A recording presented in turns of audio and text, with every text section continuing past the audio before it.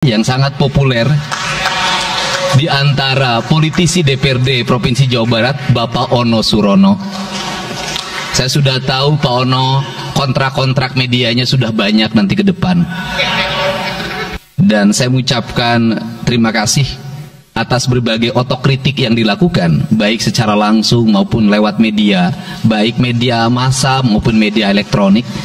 Dan itu menunjukkan bahwa di Provinsi Jawa Barat ada terjadi dinamika politik yang luar biasa. Semua orang memiliki concern pada hal yang menjadi tujuan kita, wujudkan Jawa Barat istimewa dengan berbagai cara. Tugas DPR adalah bicara, itulah tugas DPR. Jadi kalau tidak bicara, mungkin DPRD dianggap tidak ada. Saya ucapkan terima kasih atas otokritiknya. Tetapi yakinlah bahwa apa yang kami lakukan selama ini, langkah-langkah yang seringkali kontroversi, langkah-langkah yang seringkali dianggap one man show, langkah-langkah yang seringkali dianggap terlalu sendiri dan terlalu konten, sesungguhnya adalah langkah-langkah menyelesaikan ini semua. Saya memberikan contoh. Kalau saya melakukan operasi terhadap penutupan galian C, penutupan areal-areal pelanggaran terhadap lingkungan, kalau saya mengkoordinasikan terlebih dahulu dengan jajaran saya, bisa jadi operasi saya gagal. Kenapa? Karena begitu rapat, besoknya penambangnya sudah tahu apa yang akan kami lakukan. Sehingga kejutan-kejutan itu dilakukan untuk memberikan efek kejut. Dari efek kejut itu melahirkan viral. Dari viral itu melahirkan atensi. Yang pada akhirnya hari ini Jawa Barat, seluruh penambangan liar bisa diselesaikan secara hukum. Dan Kapolda memberi atensi yang sangat tinggi. Hari ini Jaksa Agung memberikan perintah kepada Kejaksaan Tinggi untuk melakukan proses pidana bagi siapapun yang melakukan pelanggaran lingkungan dan memberikan kerugian bagi kepentingan masyarakat. Yang kedua, saya sampaikan juga mengenai bagaimana melakukan penanganan terhadap berbagai problem lingkungan yang terjadi. Nilai tukar petani yang menurun, kemudian musibah bencana alam yang tidak berhenti.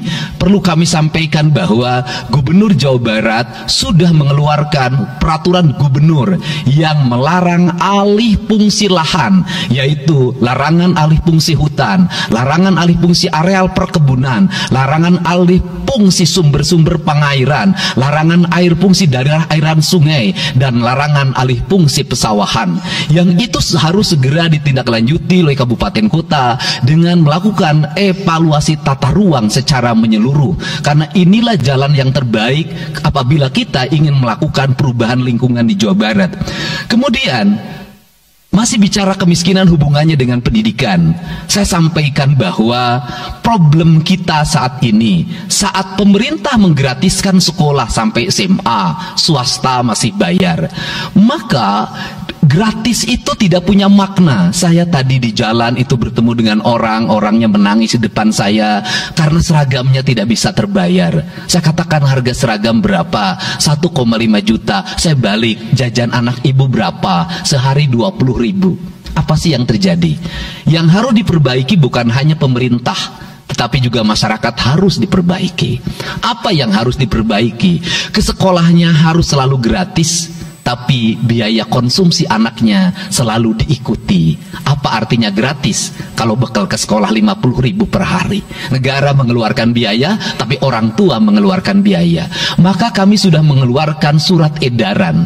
Yang surat edaran itu sesungguhnya sebagai upaya sistematik dan menyeluruh sampai tingkat pendidikan dasar, walaupun itu bukan kewenangan gubernur, tetapi dari sisi surat edaran gubernur bisa dijadikan landasan bagi para bupati dan wali kota membuat surat edaran yang sama. Apa sesungguhnya yang menjadi alam pikiran saya? Alam pikiran saya, kemiskinan terjadi bukan hanya pada persoalan menurunnya pendapatan, tetapi kemiskinan terjadi yang paling besar adalah karena meningkatnya biaya hidup. Biaya hidup yang tinggi, misalnya di sekolah, biaya studi tour, biaya perpisahan, biaya outing kelas, dan berbagai biaya wisudaan. Itu adalah biaya yang tinggi dalam pendidikan. Untuk itu apa yang dilakukan oleh orang tua ketika membelanjakan untuk kepentingan itu? Mereka pinjam bank emok, mereka pinjam bank keliling, mereka pinjam bank pinjol, mereka pinjam NBK, dan mereka pinjam bank Pancasila. Menghentikan ini sesungguhnya saya lagi menghentikan mereka tradisi meminjam uang dalam keadaan terdesak pada para rentenir, dan ini strategi untuk menurunkan kemiskinan. Kemudian yang berikutnya adalah perhatian ketika rakyat sakit, maka pemerintah harus cepat hadir menangani. Kenapa? Karena orang bisa jatuh miskin ke dalam jurang yang lebih dalam manakala dia sakit, tidak ada yang mengobati, BPJS-nya tidak mampu mengcover, biaya untuk ngontrak selama dirawat di Hasan Sadikin tidak punya, biaya untuk makan untuk keseharian tidak ada, sedangkan tulang punggungnya berhenti karena sakit. Ini juga menyebabkan kemiskinan.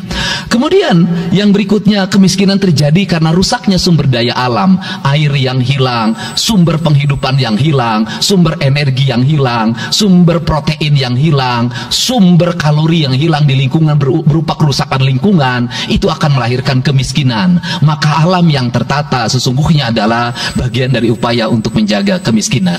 Kemudian yang berikutnya adalah belanja infrastruktur yang harus meningkat, dan itu di belanja sekarang kita sudah melihat. Itu adalah bagian dari menyelesaikan problem kemiskinan. Konektivitas infrastruktur sangat penting dalam menumbuhkan ekonomi, tetapi di balik itu kebudayaan rakyat tidak boleh diberubah. Kenapa? Infrastruktur baik bisa jadi tanahnya dijual karena mahal, pada akhirnya menjadi miskin kembali. Infrastruktur harus seiring dan sejalan dengan kerangka berpikir publik yang mengerti akan hak atas tanah. Kemudian yang berikutnya adalah pengendalian penduduk. Booming penduduk di Jawa Barat relatif besar. Untuk itu harus dibuat berbagai upaya untuk menyelesaikan problem kependudukan. Saya berkali-kali bercerita bagaimana di Majalengka saya bertemu dengan sebuah keluarga yang tinggal di kontrakan, yang ayah dan ibunya tidur ketika jam 11 siang, dan anak-anaknya berjualan di alun-alun. Jumlah anaknya 11, dan ketika saya berkunjung ke tempat kontrakannya sudah hamil lagi yang ke-12. Ini problem. Dan itu saya kemudian di Cirebon, saya berkunjung pada sebuah rumah yang listriknya baru dinyalakan lewat program Provinsi Jawa Barat. Rumahnya itu ternyata anaknya sudah 4, padahal dia baru saja menyelesaikan rumah dari pinjaman senilai 25 juta, dan itu pun belum selesai, dan rumahnya 1 kamar. Ketika keluar dari rumah itu, saya bertemu dengan seorang bapak yang meminta kepada saya untuk ber-KB. Anaknya sudah 7, dia tak mau lagi untuk anak yang ke-8. Saya katakan bahwa jumlah anak sangat identik dengan problem kemiskinan. Betul, kemiskinan tidak akan bisa diselesaikan dengan hanya mengatur kelahiran, tetapi setidaknya pengaturan kelahiran adalah bagian dari untuk menekan angka kemiskinan. Dan yang terakhir adalah dari seluruh rangkaian ini adalah belanja pemerintah harus menjadi stimulus sebagai kepentingan masyarakat. Maka jumlah-jumlah proyek harus terus segera digulirkan, digelontorkan menjadi kegiatan publik, sehingga banyak orang yang kuli, banyak orang yang nyapu, banyak toko-toko yang buka, semen terjual, besi terbeli, dan kemudian regulasi ekonomi berjalan. Warung-warung bisa menjadi tempat para kulis yang hari makan siang, dan ini adalah bagian dari strategi stimulus ekonomi yang digulirkan oleh pemerintah. Itu memiliki sumbangsi terhadap 12% pertumbuhan. Dan yang terakhir adalah investasi. Investasi itu modalnya ada 3. Yang pertama adalah konektivitas infrastruktur, ketersediaan jaringan air bersih. Kita jujur hari ini saya sampaikan ke DPRD, banyak perusahaan-perusahaan yang masih menggunakan air bawah tanah tapi tidak berizin, bayar pajak tidak, jalan terus, karena kalau dihentikan mereka pabriknya berhenti. Setelah itu apa? Mereka menjadi objek pemerasan beberapa pihak dalam setiap bulan karena dianggap melanggar perda. Tetapi kalau juga mereka dihentikan, maka pabrik itu berhenti. Dilema itu harus segera diselesaikan. Caranya bagaimana? Caranya adalah pemerintah provinsi melalui Bapeda hari ini harus segera merancang daerah-daerah yang menjadi kawasan industri, harus dibangun fasilitas infrastruktur jaringan air bersih dalam bentuk investasi pemerintah, sehingga nanti dikoreksikan dengan PAM-PAM atau PDAM di setiap kabupaten kota secara terkoneksi. Dan ini jalan bagi kita menyelamatkan lingkungan dan mendorong pertumbuhan PDAM di setiap kabupaten kota. Karena apa? Karena angka pembayaran yang dilakukan oleh industri jauh lebih baik dibanding angka rumah tangga dan angka-angka layanan sosial lainnya. Itu yang pertama. Yang kedua adalah tumbuhnya iklim investasi di mana masyarakat merasa nyaman, investor merasa nyaman ketika perizinannya cepat. Saya memberitahukan ya bahwa di Indramayu ada pabrik sepatu yang selama 2 tahun tidak mau buka hanya karena perizinan lingkungan hidupnya belum kelar. Saya ngambil langkah pasang badan, lakukan pembangunan karena itu menyerap 8.000 tenaga kerja. Kemudian di Cirebon juga seperti itu, banyak perizinan yang menggantung bertahun-tahun. Hari ini saya janjikan dalam 1 bulan ini seluruh perizinan di Jawa Barat tuntas dan selesai. Dan saya meminta kepala BPM TSP menjadi VR pemerintah Provinsi Jawa Barat untuk senantiasa tiap hari melihat data dan dokumen di setiap kabupaten kota, mana yang terlambat, mana yang mengalami hambatan. Kemudian yang berikutnya adalah kenyamanan dalam berusaha. Kenyamanan dalam berusaha adalah ketenangan para investor dan lingkungan masyarakat terhadap berbagai aksi gangguan dari orang yang mengatasnamakan diri preman. Untuk itu hari ini kita cukup bersyukur di Jawa Barat, peristiwa ini sudah hampir tidak ada. Kapolda kalau dengar ada preman hari ini turun, termasuk ke Garut, dengar ada preman Kapolda turun. Ini semua stakeholder sudah bergerak dengan baik, layanan investasi sudah berjalan dengan baik. Tinggal satu lagi hambatan investasi adalah masyarakat menaikkan harga tanahnya luar biasa. Kasus BYD, kenapa mengalami hambatan sekitar 20 hektar masih belum terbebaskan? Karena rakyatnya hari ini meminta 3 juta rupiah per meter. Padahal di situ dulu 150.000, itu pun jarang yang beli. Ini problem kita. Apa peran gubernur? Saya sampaikan, peran gubernur bukan hanya mendorong bagaimana investasi berjalan melalui mekanisme administratif. Saya sampai turun untuk mijitin orang yang jual agar mau jual.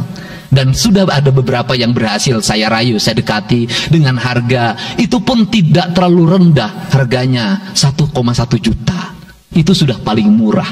Ini yang terjadi di Jawa Barat hari ini.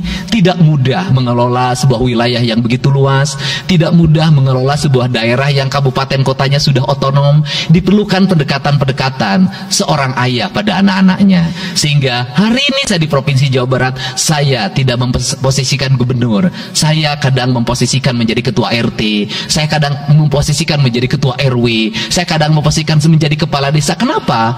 Karena warga ini perlu disentuh dengan pendekatan emosional yang kebapaan, bukan pendekatan struktural.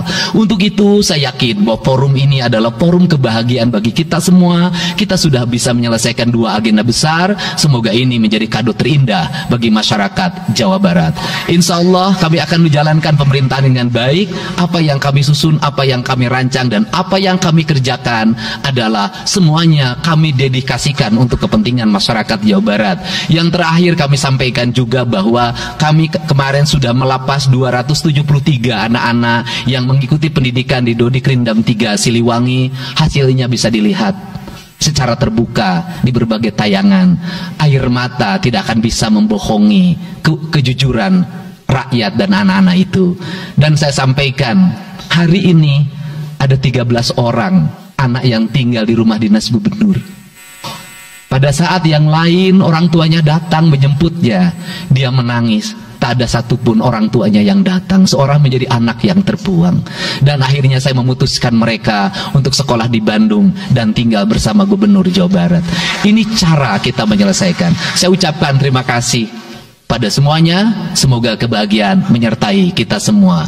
Dan saya yakin setelah kegiatan ini kita akan walk out secara bersama-sama. Wallahu muwaffiq ila aqwamit thoriq. Assalamualaikum warahmatullahi wabarakatuh. Sampurasun. Sekali merdeka tetap walk out secara bersama-sama.